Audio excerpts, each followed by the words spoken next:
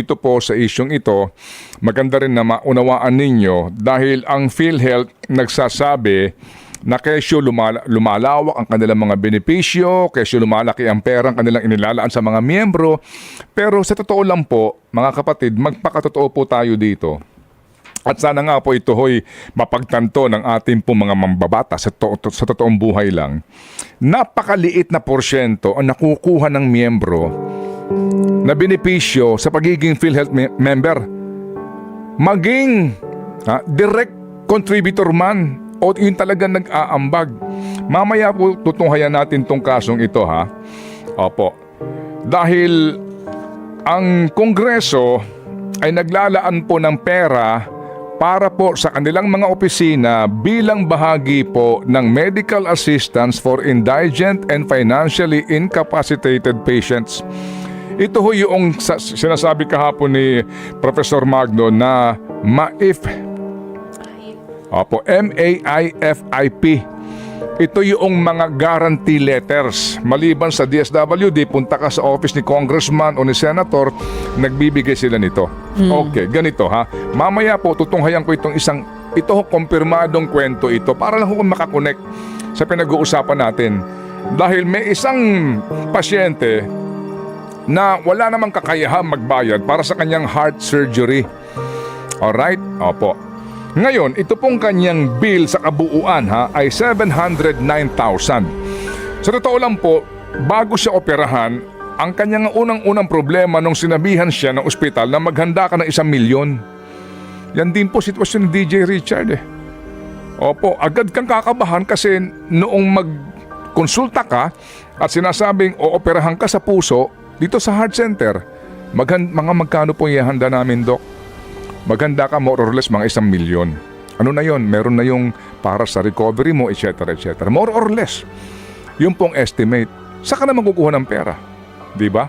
Kung mahirap ka lang. So ito yung pasyente Ang kanyang bill, 709,000 pesos ang kabuuan. Ang PhilHealth lang po na parte ay 27,300 pesos.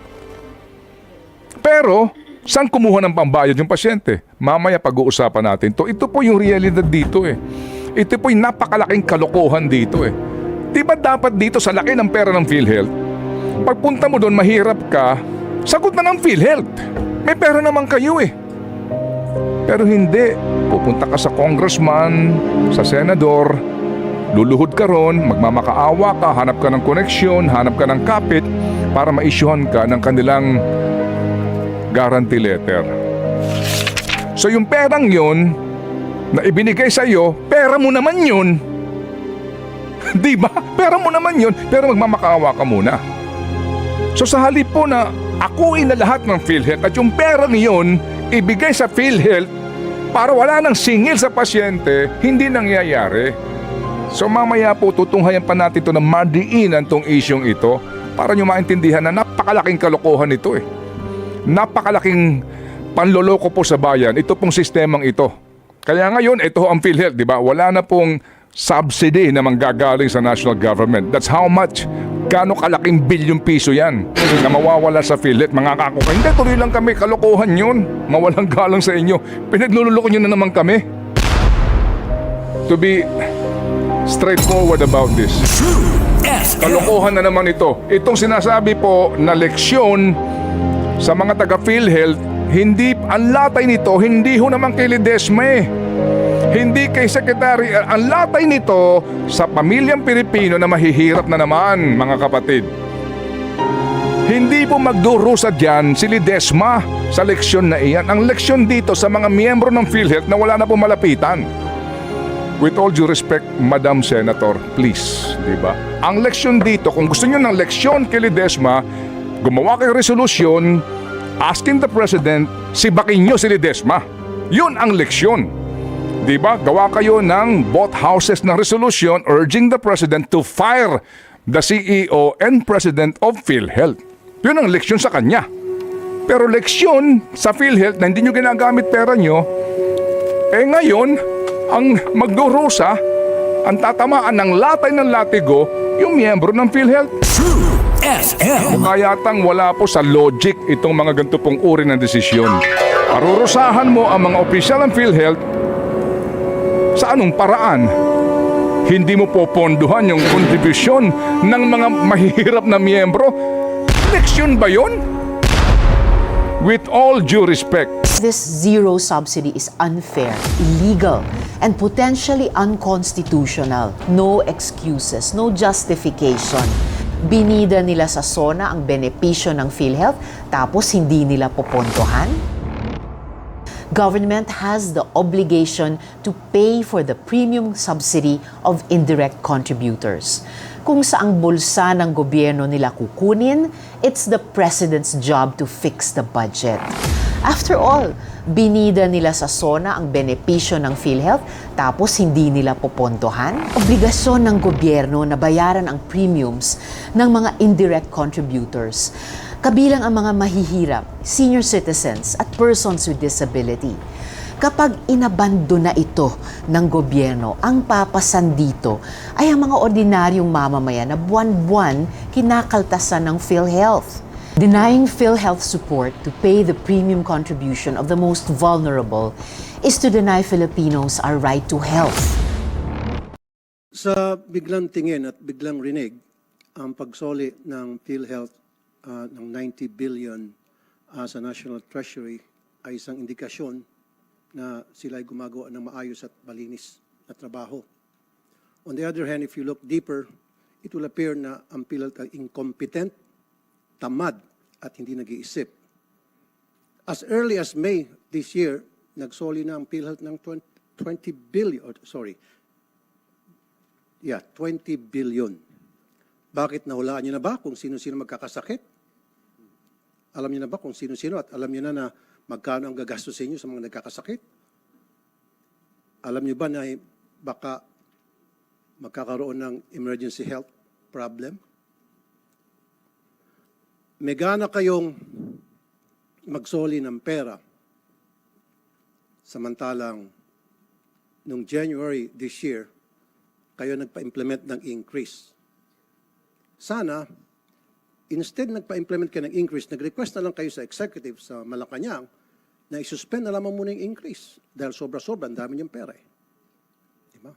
Sana palawakin niyo na lang yung mga health benefit coverage. Nandiyan yung sa mga maintenance medicine, nandiyan din yung sa dental, na marami ako nakukusap na mga dentist na sinasabing mahina ang ating dental services. Mahina yung pagtulong ng gobyerno sa mga mahirap na kababayan para mapangalagaan ang kanilang kalusugan sa ngipin. Isa pang nakikita kong problema sa PhilHealth ay yung pagiging incompetent nila sa collection. Every single day sa programa ko sa Wanted sa radyo, pila-pila yung mga employees na kinakaltasan sila ng kanilang mga employer para contribution sa PhilHealth, and yet, hindi nare-remit ng PhilHealth yung kanilang mga contribution.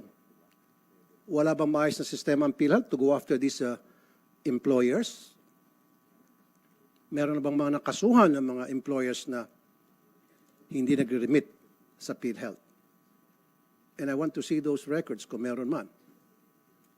Isa pa,